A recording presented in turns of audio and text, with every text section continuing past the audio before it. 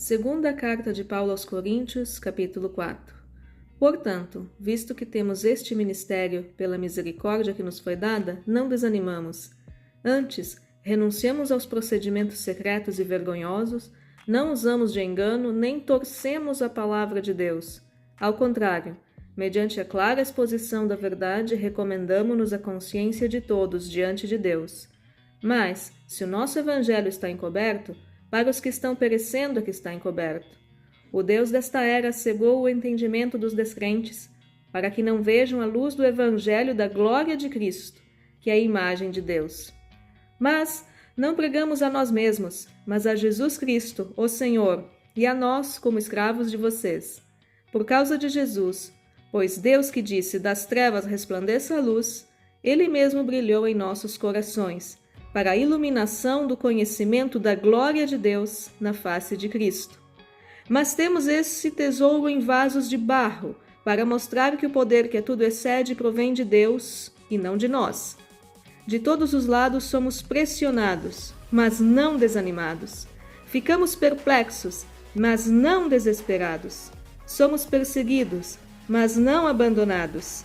Abatidos, mas não destruídos. Trazemos sempre em nosso corpo o morrer de Jesus, para que a vida de Jesus também seja revelada em nosso corpo. Vou ler até aqui, queridos, até o versículo 10, e esse vídeo eu gostaria de conversar sobre detalhes desse texto precioso que estão aqui, final do verso 4. À luz do evangelho da glória de Cristo, que é a imagem de Deus, e a iluminação do conhecimento da glória de Deus na face de Cristo. Queridos, e o que eu li nesse texto lindo de 2 aos Coríntios 4? Ele é cheio de detalhezinhos, ele merece muitos outros vídeos, tem muito conteúdo, inclusive a parte dos vasos de barro que somos nós, com o tesouro dentro que é Jesus. Eu tenho um vídeo sobre isso que eu gravei uma vez com um chimarrão na mão, tava bonito. Bom, mas o que eu quero trazer, olha só esse detalhe que eu destaquei. No finalzinho do verso 4 fala o evangelho da glória de Cristo, que é a imagem de Deus. A glória de Cristo. Então, a glória de Cristo, imaginem quando Cristo esteve na terra, curando toda sorte de enfermidades, abrindo os olhos dos cegos, limpando leprosos que estariam ali numa sentença de morte. Cristo os curava, ressuscitando mortos, pregando sobre um amor que transpõe barreiras, amar aos inimigos, perdoar 70 vezes 7, denunciando a falsa religiosidade dos escribas e fariseus. Então, esse Messias maravilhoso que pisou na terra, a sua glória é a própria imagem de Deus. Quando alguém tem a sua vida alcançada por Cristo, tanto naquela época como hoje, mais de 2000 anos depois, século 21, quando alguém tem a sua vida redimida, comprada, salva, alcançada, tocada por Cristo, por esse evangelho. Evangelho significa boas notícias. Essas boas notícias da glória de Cristo, esta é a própria imagem de Deus. Então você, meu querido que me assiste, talvez você tenha, nossa, eu tenho muita sede de Deus, eu quero conhecer Deus, eu fico no YouTube pesquisando vídeos que falem das coisas de Deus, eu quero conhecer Deus, Deus. Saiba que a glória de Cristo é a própria imagem de Deus. Você vai conhecer a Deus, conhecendo o caráter, conhecendo as maravilhas da pessoa maravilhosa de Cristo.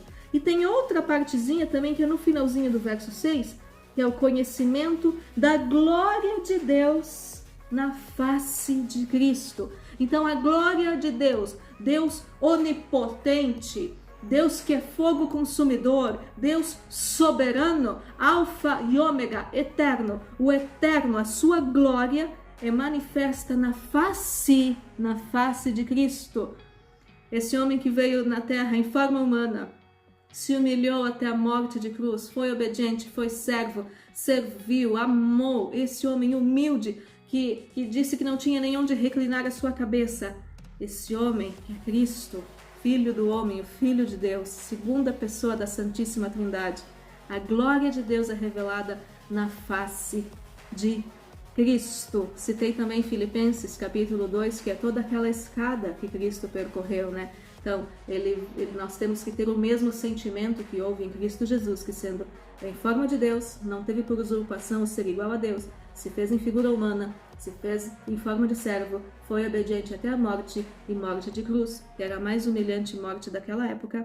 Mas por isso Deus o exaltou à mais alta posição, lhe dando um nome que está acima de todo nome, para que ao nome de Jesus se dobre todo o joelho nos céus, na terra e nos que estão debaixo da terra para sempre. Amém.